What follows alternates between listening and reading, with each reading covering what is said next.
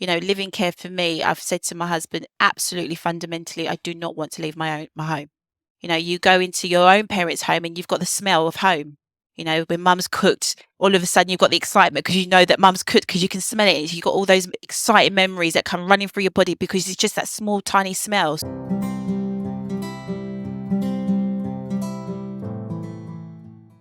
Hi, and welcome to the Chasing Care podcast. On today's episode, I'm delighted to say I have three leading industry professionals with me, Nancy, Louise, and Mercy. Now, they're highly experienced, they're award winners, they're members of the Live-in Care Hub. We're here to have a general conversation about the care sector. My belief is that there's so many people out there in the general public who don't really understand what we do and how we do it and how we think. Today, the ladies have come on to tell us exactly what it's all about. Before we start, what I'd like you all to do, because this is going to be really difficult for me. Normally, I do a one-on-one. It's easy. I ask a question, you answer. Now I've got three people in front of me. But what I'd like you to do, if you would, girls, is just say, this is who I am, and this is what I do, and this is the sort of experience I have, just so people listening in can get a sense of who we are. So who wants to start? I'll crack on. My name's Mercy Canning. I'm the CEO and co-founder of A-Class Care. We're a specialist living care service based in East Anglia. And also I have personal care and responsibilities as well for looking after a family member. So I've got two prongs with this, the professional side and also the personal side that be able to help. I'm Louise Jocelyn. I'm the Managing Director of Ashridge Home Care. Again, we specialise in living care, but we also do visiting care locally. And my background is personal and professional. So from a professional perspective, I have worked in care probably for nearly 20 years. But I also have a very special person in my life who's 24, who I also organise care for. So very much wear both hats. Hi, I'm Nancy Waters. I'm the Chief Operating Officer for Mumby's Living Care. We also specialise just in living around the south of England. I fell into care years ago while I was working for the NHS. Didn't like living care when I first started, but it's because I didn't understand it. But now I absolutely love it and won't look at anything else. And had I've known about living care years ago for my mother-in-law, that is the way I would have gone, and not residential. Thanks for the intros. Let's start it off with just a generic question. Do you think the general public really understand the options they have available for their loved one when they need care? No. I think we're all in agreement with that. No. Why do you think that is? I think it's a lack of education that's out there. I think the first protocol is to go to the local authority, and the local authority's always got this traditional view of hourly care, residential care. And then they sometimes fail to understand that everybody's needs is bespoke to that individual and need to be able to tailor it. So because they're under pressure, crisis time management, they just want to kind of find a solution. They want to have the easiest option, which is not always the best option for the individual. So it's a lack of education, I think, that's out there. I can remember when I was just starting in living, and this would be, about 14 years ago. And I'd come from a care home background, and people really just didn't know about it. And the business I was in then spent a lot of time and focus on raising the profile. But, and they did a lot of that. But if I'm really honest, it's still not known about now. Even with all of that work going out there, it's still not something that people seem to be talking about or knowing about. And why do you think that is? You say there's a lack of education, but where did the lack of education stop? Well, I think a lot of people associated living care with specialist care. You had somebody who had a lifetime health condition, who still wanted to access the community a lot, but also stay in their own home. So, I remember with my previous employer, any living care that we did, it was for nursing care. They felt that nurses should be able to look after these people in their own home. I don't think they realised that living care can be for anybody who wants to stay at home. if it's just for companionship, and having somebody around them to keep them safe. I think people just don't have the right view on what living care is. I think there's also, the person that's making the decision is usually the daughter, the eldest daughter. We know they're the one that's making the decision. They are very motivated, and it's a distress purchase. So they want an option, and they want the option really quickly. So to try and educate somebody who's under distress to say, living care may be a really good option for you.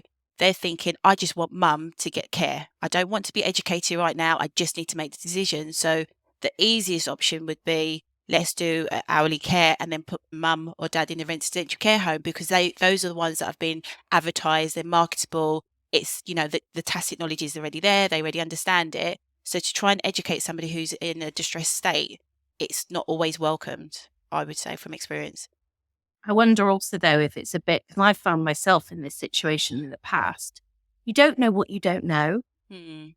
So, and actually, I spent a lot of time in fear over that, around lots of things, not just care, in terms of how I was going to get that. But, if you find yourself in a situation where you're looking after someone with a condition, you are often caught yourself on the back foot, just trying to keep up with managing that condition. And often I have found myself in situations where I thought, oh my goodness, I didn't know that. I didn't even know that was a thing. And then you go and find out more about it. So I do think there's a big, you don't know what you don't know until you do. I think Mercy alluded to it at the beginning when she indicated, and I think this is what you said, that people that require care or at that distressed state would tend to go to somebody in a local authority to get a guidance. Yes. Yeah. And they might not be the right people to go to because they don't know the options available. Where does all this stem from, do you think, in terms of, I mean, even from my background, if I'm brutal about it, 5-6 years ago, before I entered the care sector, if somebody talked to me about mum or dad needing care, it would have been a care home. I mean, they did not even a second thought to me. Local authorities should maybe know a bit more than this, but is it their fault that they don't know? I mean, or is it our industry in living care that doesn't educate people? I mean, where does it fall, do you think? In my personal opinion, I think the local authorities definitely got its place. We've been able to signpost people to access services. However, I think there is an element of bureaucracy, and I think there is an element of budget confinement as well. So, what's the cheapest option? So the cheapest option is not always the best option. So if you're going to rely on the local authority, they have got your best interest at heart, but ultimately they have a budget that has to be confined by. Can I just ask a question then for the listener? I know nothing about care. I've gone to my local authority. They say, oh, we'll look at your needs. What level of responsibility does that local authority have? Because you indicated just now that maybe living care is better for somebody, but they're not going to get it because the local authority is going to give them something else. But who makes that decision as to what's best and who should be paying for it? Yeah, it does. Sense? And we've literally done an article with BBC Radio 4 around exactly that, where people are wanting to stay within their own home, do not want residential, but the local authority are saying financially, because it's public funds that is paying for that care, if they're under the threshold, and can't afford to pay for the care themselves, then, the local authority would say, well, we will not fund it over a certain budget, even though their needs are that they want 24-hour care or require 24-hour care.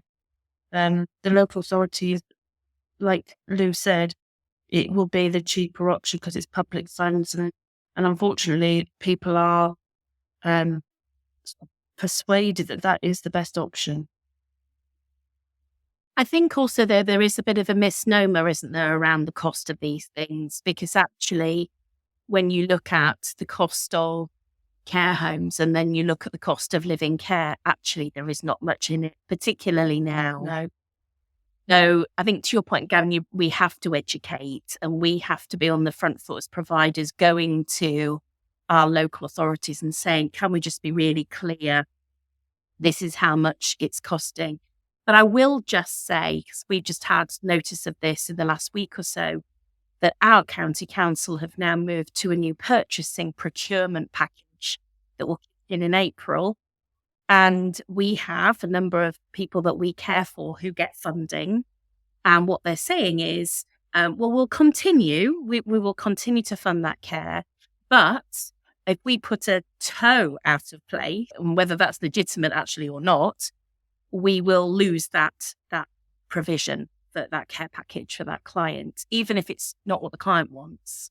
And it looks like they're not actually going to give us the opportunity to get onto their procurement system. So, of course, I'm going back now absolutely fascinated and saying, so how do you decide who goes on your list of preferred suppliers? How have you, what conclusions have you come to? Because they can't answer that either. So it's difficult, isn't it, for families? You've got all these decisions to make, and then you may have some restrictions imposed. Don't seem terribly fair. And I think my message to all families is you actually do have a voice, you have a right, and don't ever feel that you can't push and say if you think something's wrong.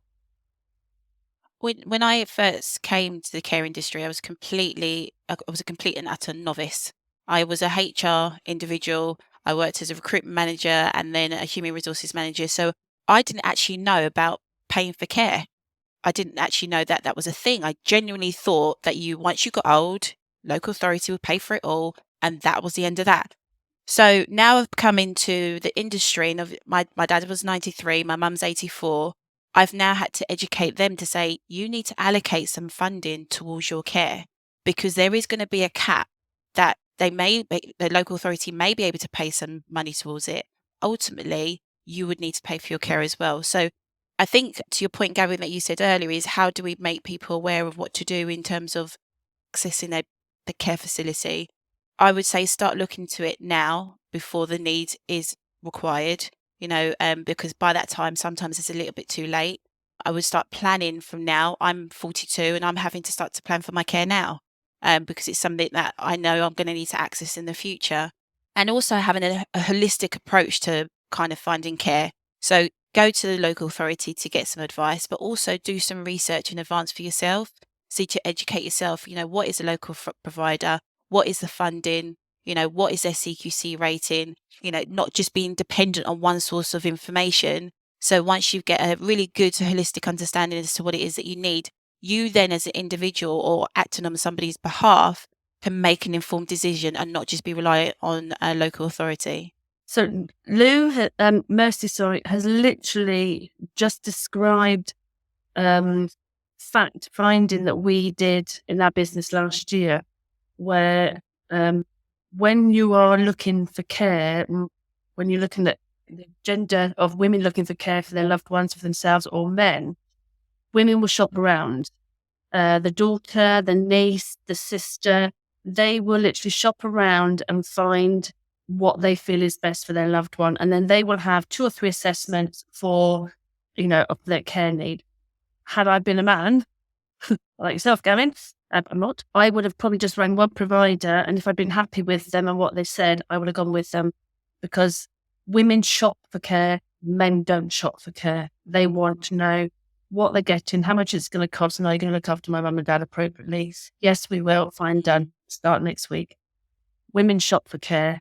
And I think that's what we do. So I think there's where we talk about educating, men maybe need a little bit more educating on choice than more women do. But I think certainly it all still goes down to our very first sort of few sentences of this is the education out there. Yeah. I think thank the education. God that most decisions, I was just going to say, thank God most decisions are made by the eldest daughter of the family, or otherwise we'd be in a right mess. Yeah. But I'd just like to make an observation and not challenge, but just query. Do you feel that because we constantly hear the NHS is getting billions and billions, and that you go to the NHS and whatever you want is basically there, isn't it? If it's a bad back, it's fixed. If it's a heart, it's fixed. Everything's fixed, isn't it? You go off to this specialist, that specialist, Do you feel that in terms of the home care, live-in care, those sort of areas, if the local authority said to somebody, this is what you are entitled to, that probably is in their mind, like the NHS, you're entitled to all of this, But the local authority says, well, you're only entitled to this. But they never say only entitled. This is what you are entitled. This is what your loved one needs. Do you think that, therefore, we accept as the public that, oh, that's all they're entitled to then? And we'll work it out around that. Is that a fair reflection? And when one person goes out and does that assessment, she can think totally different to the next person who goes out and does that assessment. So I find the assessments are very sort of self-personalized, what they think they should be having. They go out and do an assessment. Oh, well, mum, this lady needs to have a shower 5 times a week. Well, this lady's never showered 5 times a week. Right? So why do you need to have all that care? I think she should have a shower every day, but that's not what she has. So I mentioned assessment. You've mentioned assessment. I'm just now thinking that people listening might not understand what that means. So who does this assessment? I mean, is it free? Do they pay for it? I mean, so it's how does free. it work? Everybody is entitled to assessment of their care need, regardless whether they are a self-funder or looking for funding for their care. Everybody's entitled, and they can do that through the local authority, through their adult social care teams. The waiting list may be quite long to get that assessment, but everybody's entitled to it, and it's free of charge. Okay, and you can only get that from a local authority? It depends how you want the funding paid for as well. So everybody can have it, whether they're self-funders or not. They're entitled to it, but equally, I can go and do an assessment for a client who, they come to us. Can you come and assess the care? Yes, I can come and assess your needs. I might do it slightly different to Lou and Mercy, because we still all have our own techniques of what we feel is required. And one final question. Why would somebody choose to self-fund? It makes no sense if the local authority is going to pay for it. Because the local authority won't fund it if they're below the national threshold of their finances within their bank account. So if they are over that threshold of, and forgive me if I get the exact figures wrong, but approximately £23,500, they have over that in their bank accounts and their sort of income, their monthly income from pensions or whatever, then the state will say to them, you are over the threshold. This is your care needs, and this is how much care we recommend you have, but we will not fund it. A big subject to talk about. Yeah, well, people will start planning for their care in advance, because otherwise you'd be stuck with, being so dependent on that framework of this person may need more care and the funding doesn't extend to that. So they end up with, half an hour call in the morning, lunchtime and evening, when reality is they may need a double up care for 4 times a day. So it's really, really important that people start planning. And going back to what we was talking about in terms of education, and we did a big piece of work around how do we educate our community to understand what living care is. And one of the things that we've discovered was going back to universities, going back to colleges, those new OTs at universities who studying to kind of get their degree, start from the grassroots up, get them to be their buy into what living care is, what care options are available, because then they will take that tacit knowledge and then they will take it into the workforce with them. Trying to re-educate people that are kind of very regimented in their processes is quite difficult. However, if you bring in the new people coming through, they're more susceptible and understanding of what else is out there and what's available. So I think that's quite important, is actually educating the younger ones as well. Yeah, and I see that as a massive subject area. In fact, all forms of future-proofing your finances in order that you can pay for your retirement and your health and well-being. It's just a massive subject that nobody really talks about in college and schools. I speak to my 21-year-old about the future, and all he's worried about is next week. He's not going to worry about being 40 or 60 or infirm or vulnerable or anything. That's just not on his agenda. And that's natural. I'm not knocking the 21-year-old. It's going to be natural. But if you don't even know where to start, you're not going to look on the internet for something that I think mentioned earlier, you don't know what you don't know. So why would you even think about doing it? And it's that cognitive dissonance as well, isn't it? Because if I was 21 and you said to me, start saving, I'm thinking, well, that doesn't apply to me. I'm still really young. Why would I need to start saving for my future? I'm going down the pub to get some beer. I'm not thinking about saving. So, but I think it's just trying to get them. I think in people's eyes, they think they're already saving because they pay national insurance. Yes, exactly.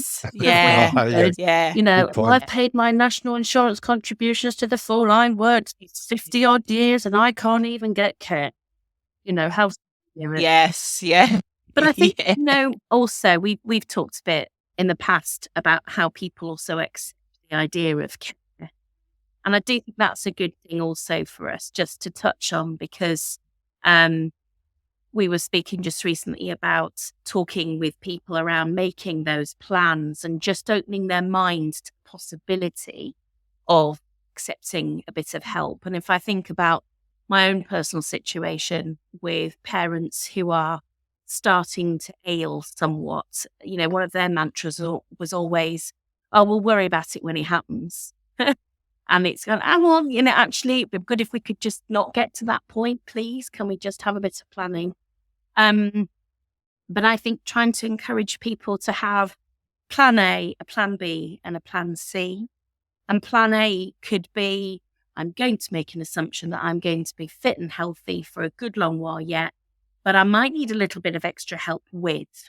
And it could be something really easy, like around the house or in the garden, but just getting used to having another person around that you're prepared to accept some help from without feeling like it's something that you're losing from yourself.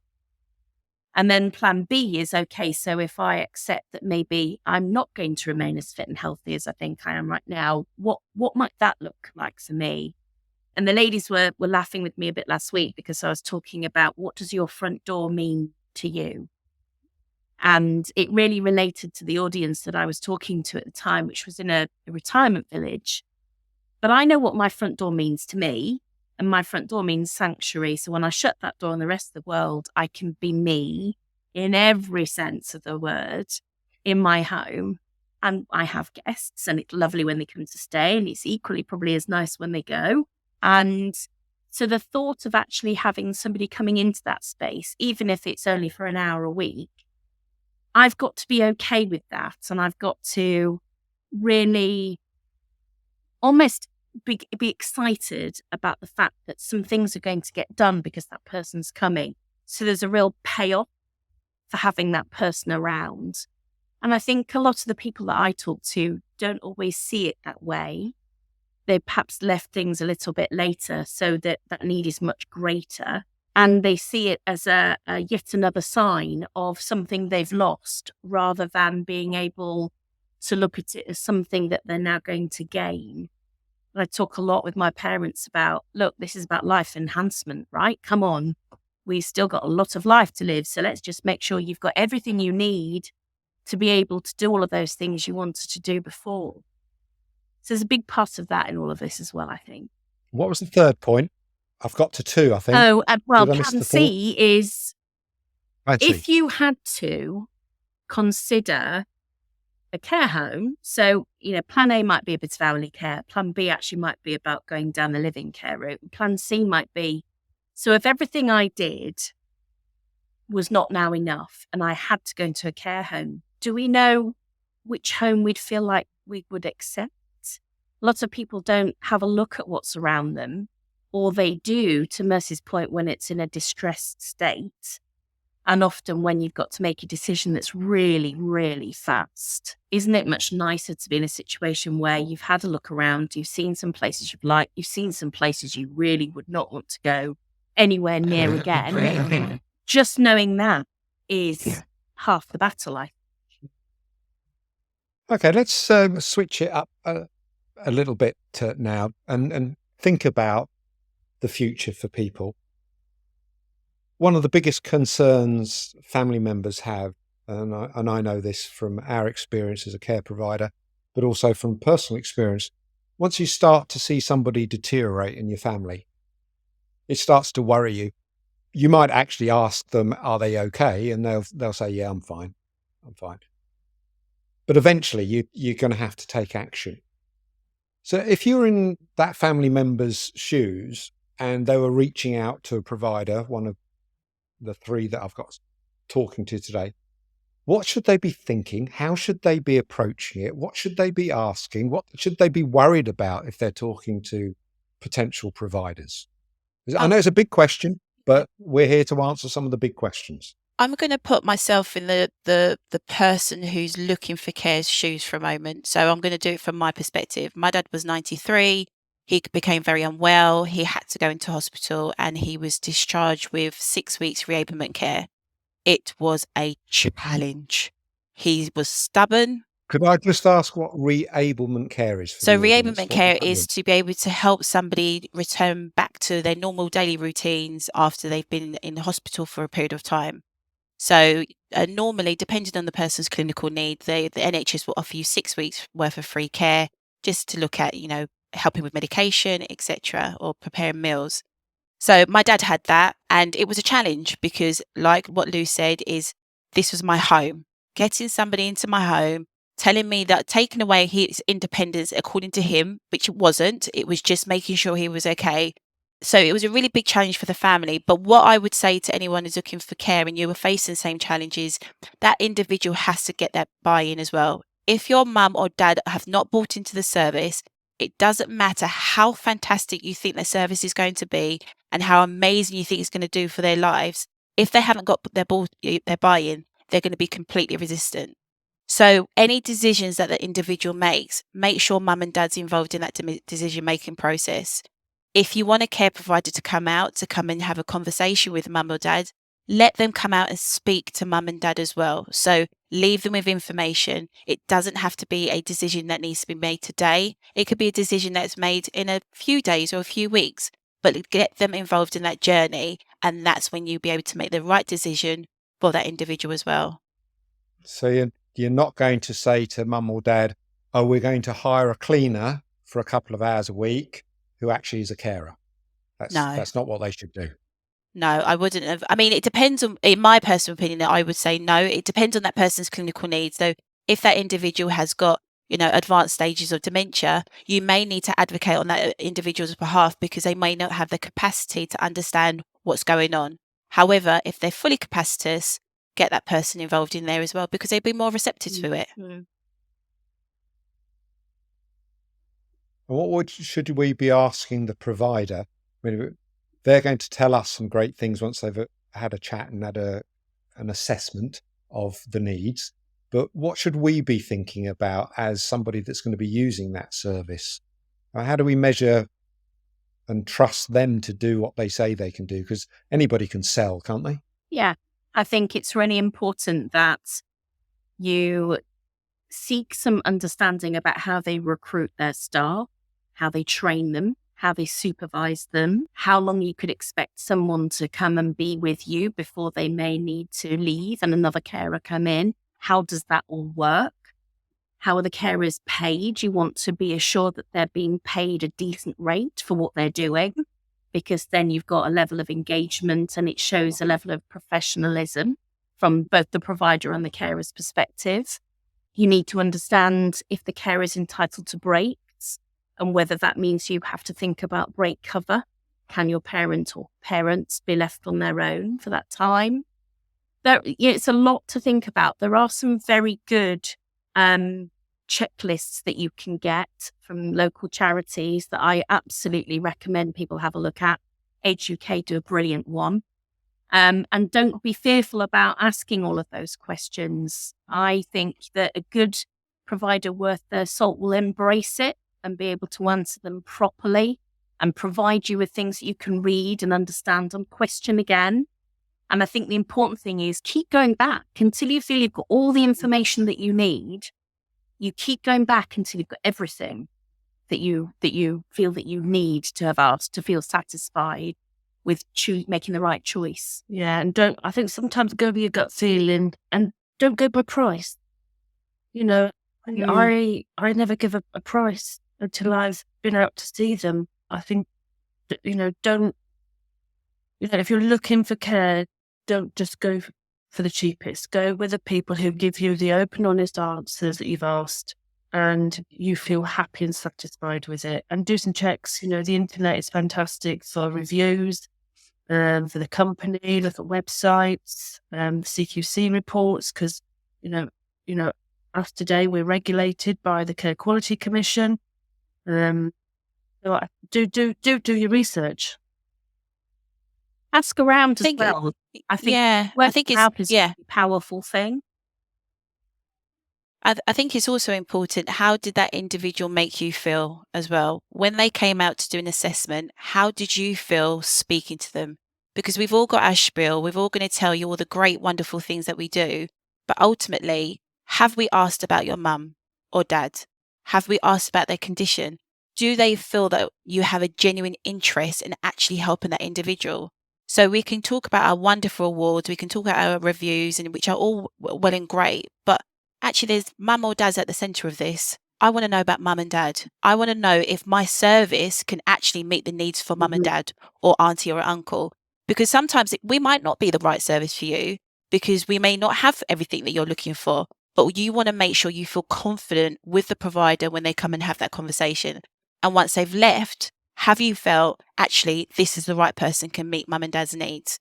It's not a sales pitch. It's about being very genuine and being person centered, which is really, really fundamental. I think one of the things I've often asked about as well is, what do you do when things go wrong? Because we know that they will. All kinds of things can happen. People poorly, people can have a fall, all kinds of issues can arise. So how easily can I get hold of someone? You know, what can I expect if there was an emergency? Is there someone at the end of a phone 24/7? Am I going to get stuck having to leave a voicemail at 2:00 in the morning when there's been a really serious incident with my dad and he's had a very bad fall and I can't seem to get anybody from the care company? What happens when things go wrong? Because they often don't talk about that, and they should. Yeah. Yeah, I'm going to ask another question, if I may, because this is the one that's burning in my head. I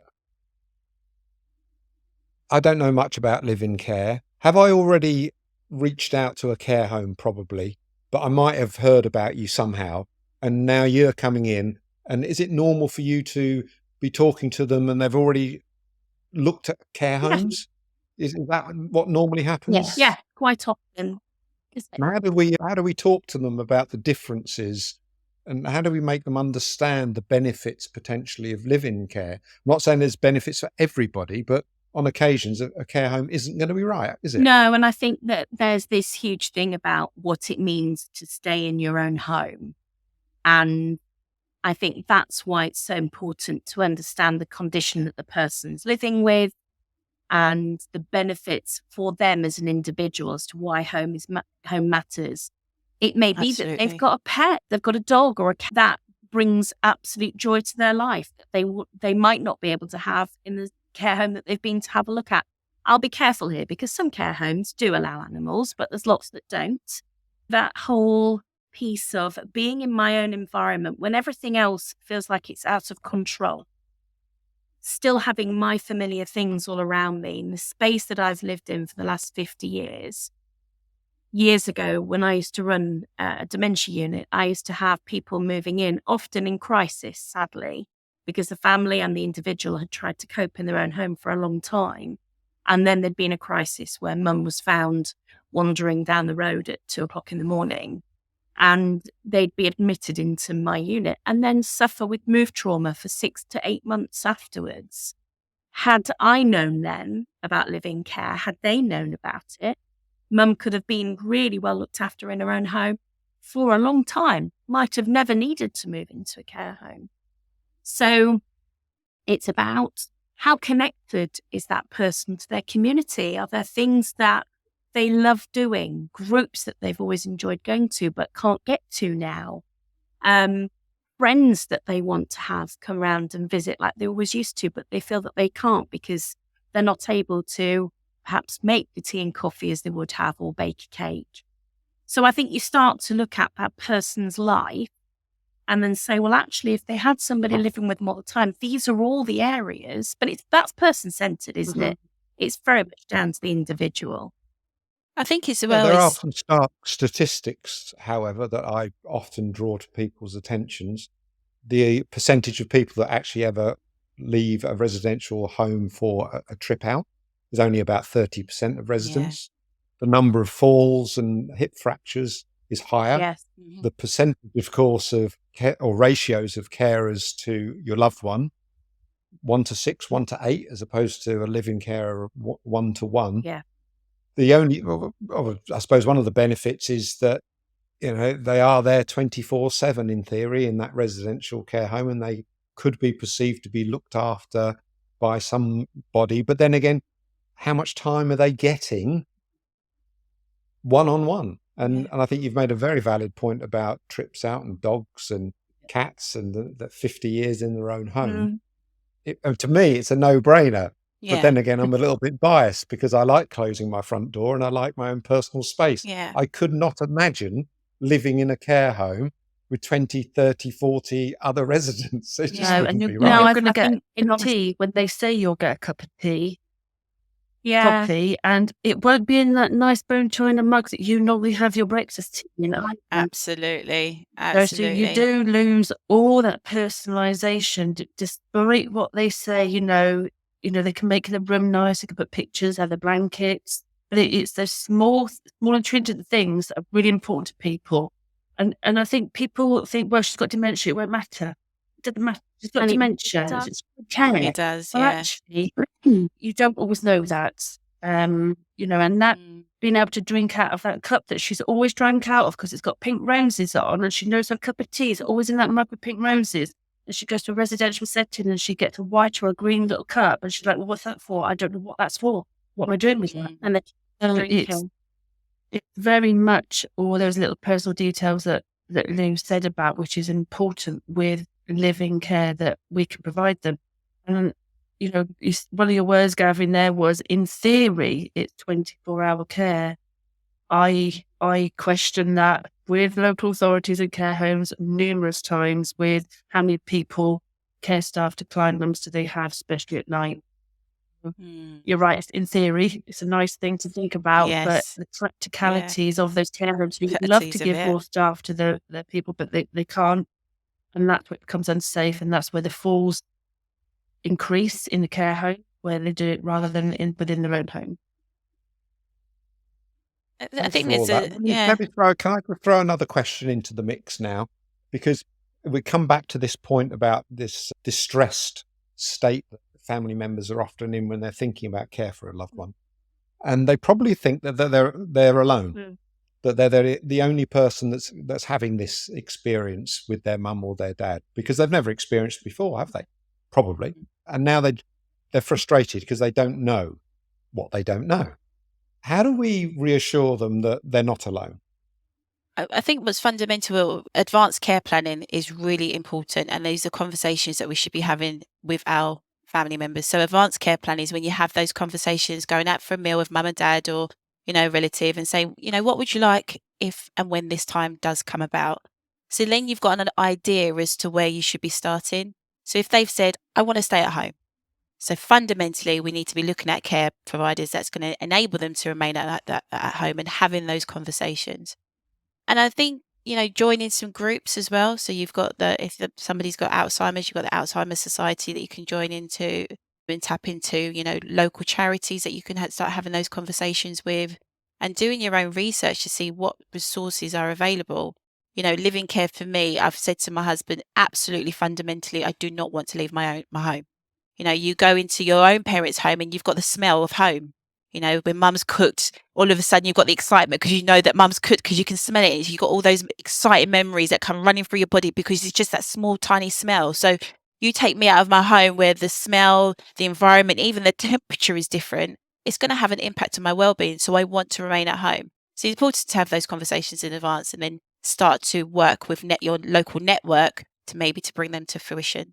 I think that's true. The other thing I'd say is that Ashridge, it's certainly the case, and I'm sure it is for both A-Class and Mumbies.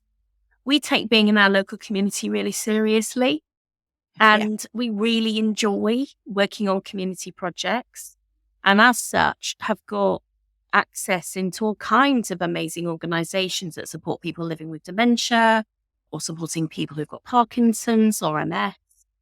And there are a lot of support groups that run through those. And actually, if you have a look on a lot of our websites, we're very proud of those partnerships. So we talk about them. And I think, again, to your earlier point about, what do you ask providers? Ask them if there's any local groups or organisations that you'd recommend, because I know we absolutely would signpost.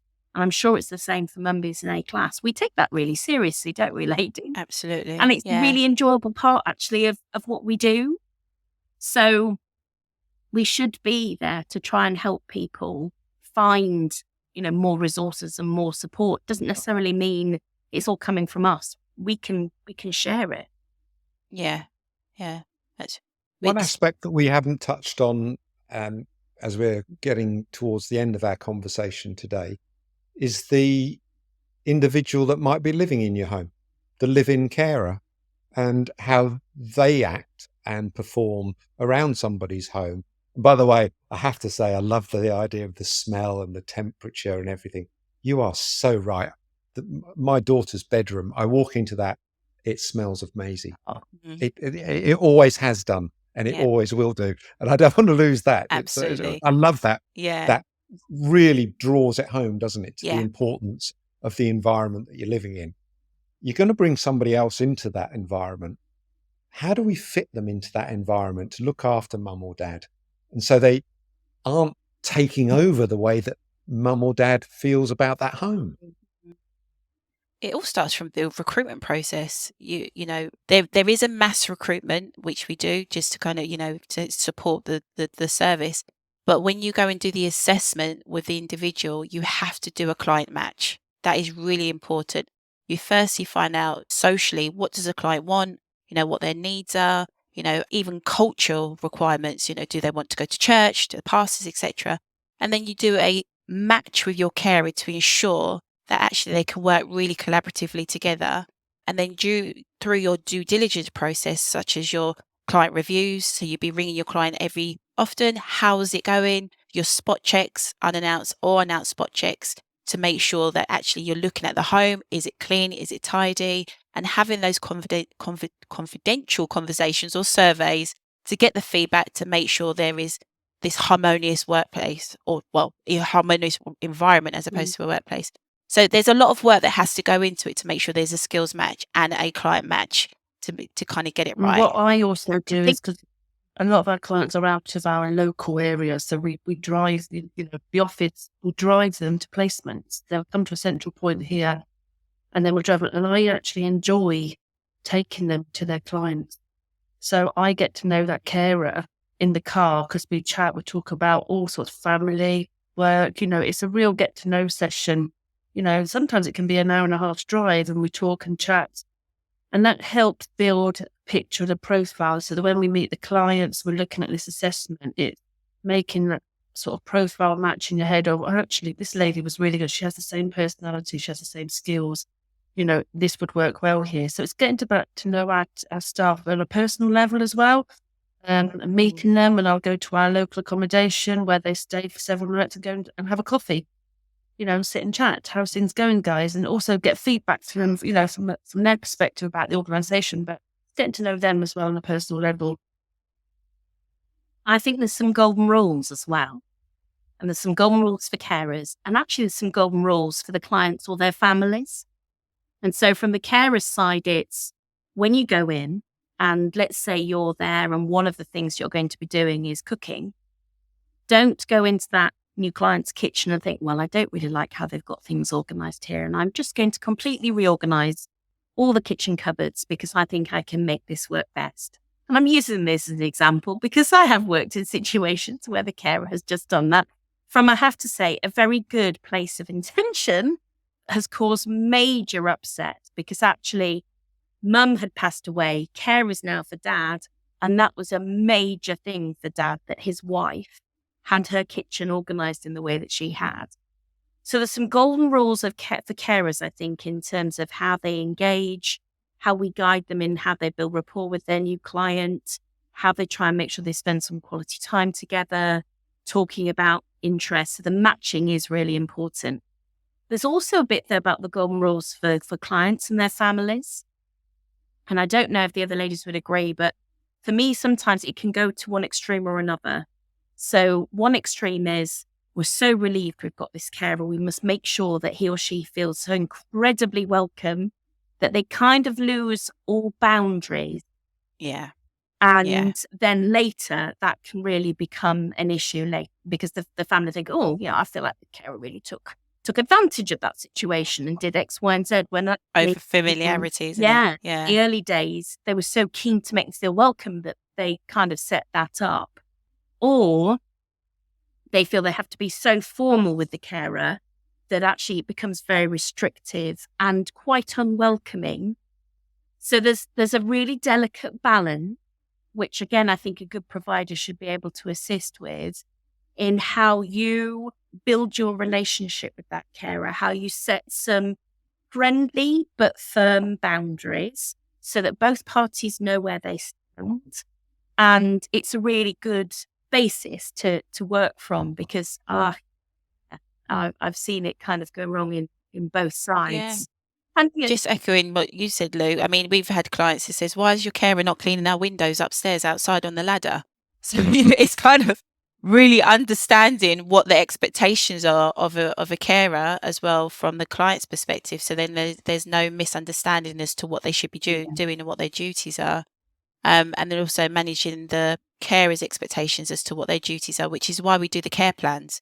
The care plans are fundamental. So for those who are not sure what a care plan is where we come in and sit with the family member or the client to kind of find out what specifically should a carer be doing on a day-to-day basis.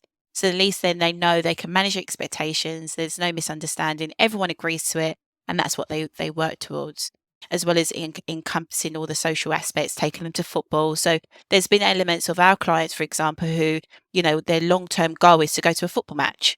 Okay, but right now you're bedbound. What can we do to get you from A to C? So we would need to get the OT involved. We need to kind of do some daily exercises. And we have got quite a few case studies where we have seen people go from, I can't do this, to having a living carer in there, to now standing in the concert with their ice cream going, I've actually gone to my first concert with my carer. So, it's really important that you kind of set the boundaries, get your care plans in place, and then work with the carers so they can achieve those activities daily. That's amazing. And I think I've just said to myself in the back of my mind, I've enjoyed this conversation so much that we need to maybe pick up some elements of what you do as a living care provider. And one subject area, which I think we could talk about for a good podcast, would be about this. How do we manage the whole service? And what do we do to guide you forward, and how we expect to work together for the benefit of the loved one, etc. I think it'll be a fascinating, hopefully you agree with that. But I have one final question, which is something that does come up. And I've had this with conversations with people that talk about live-in care. Because they know what a care home is, and they know that there's a manager there and they manage the care staff on site. Then they get that. But when it comes to live-in care, how do I know that live-in carer is behaving, that they're doing their job effectively, that mum isn't being some ways manipulated? I think there's technology that we use as well. It's a lot of record keeping to kind of gauge on a daily basis what the care is actually doing, and we review that. We've got a team that reviews their care notes daily to ensure that they're meeting all those objectives. And what's important, which I think we mentioned earlier, is having that feedback from the client. How do you feel? We don't do it when the carer is there. Once the carer goes on their break, we go and do a survey, confidential survey, where one of the managers comes out and just says, give us some feedback as how it's all gone.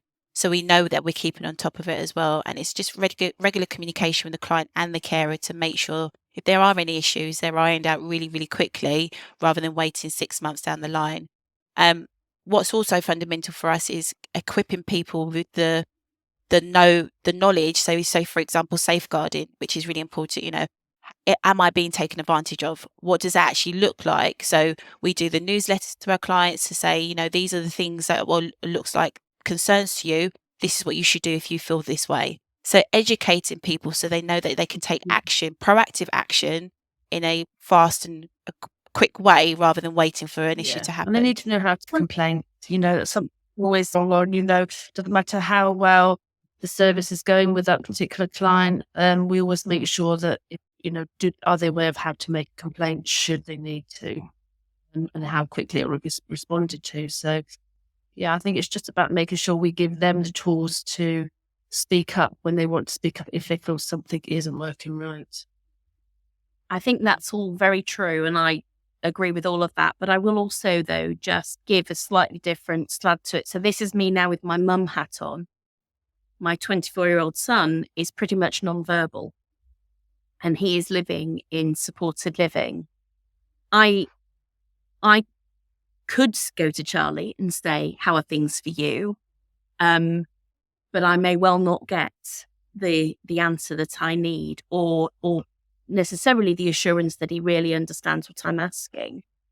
And I really do feel for people when they're in the same kind of situation, because you have to place so much faith and trust on that service that they're doing the right thing by your loved one. It's a massive, massive thing.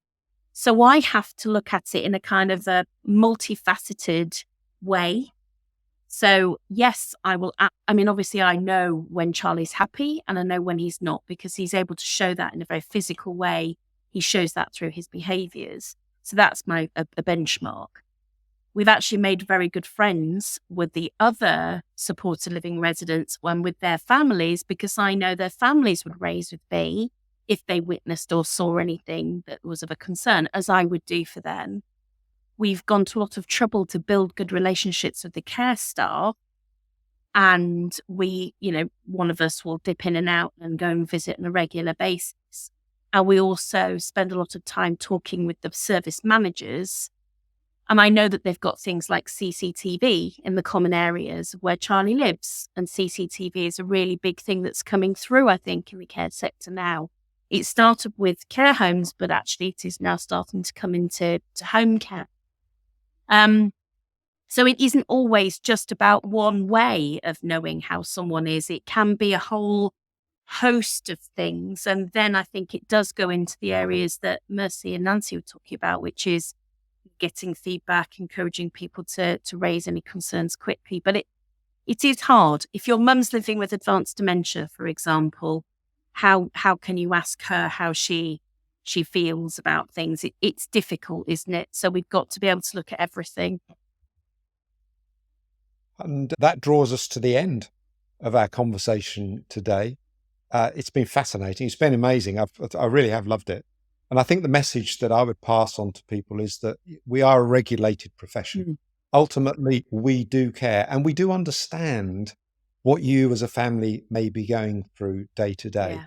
And you just got to reach out to the providers who will support you in trying to guide you through what your next step might be for a loved one. So girls, ladies, thank you very much for your time today. Thank you. I will put all of your contact information in the description below. I think I'll also try and put some links into those guides that you mentioned in terms of those questions that should be asked of living carers. But in the meantime, thank you very much for being guests on Chasing Care today. Thank you. Thank you for having us. Thank you.